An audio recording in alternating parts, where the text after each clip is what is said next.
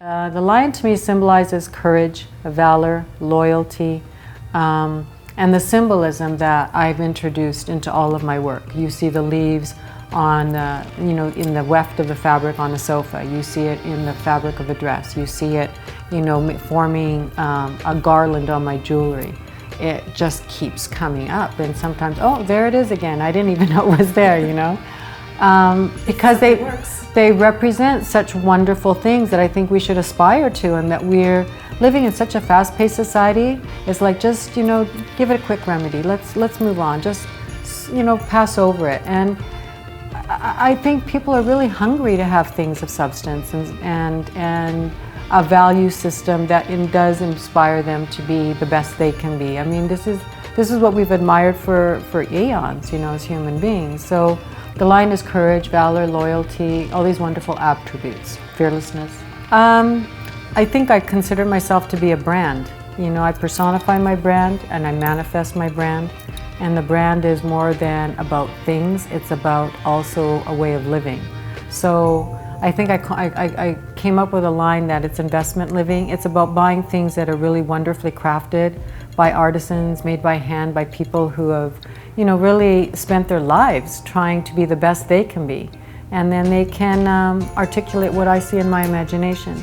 I want it like this, I want it like that, can we carve this, can we do that? And, then it comes to life. And it's kind of like Christmas every time, you get this thing, the furniture or the jewelry or the dress when it's done, it's like, that's what I wanted it to look like. It's just right. I think even I surprised myself at how much my psyche affects the creations I come up with.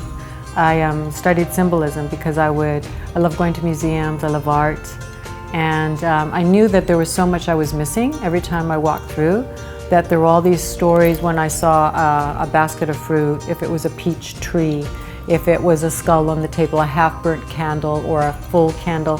There was all this subtext that I didn't understand. And so one of my professors, he's, I think, one of the foremost or the foremost authority on Shakespearean costume, because in those days, a lot of the people were illiterate.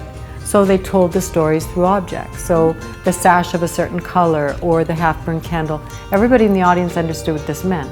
And when we lost the language over time, and I was just hungry to reintroduce it, I thought, this is so wonderful. Vancouver, where I grew up, was so multicultural, and this way I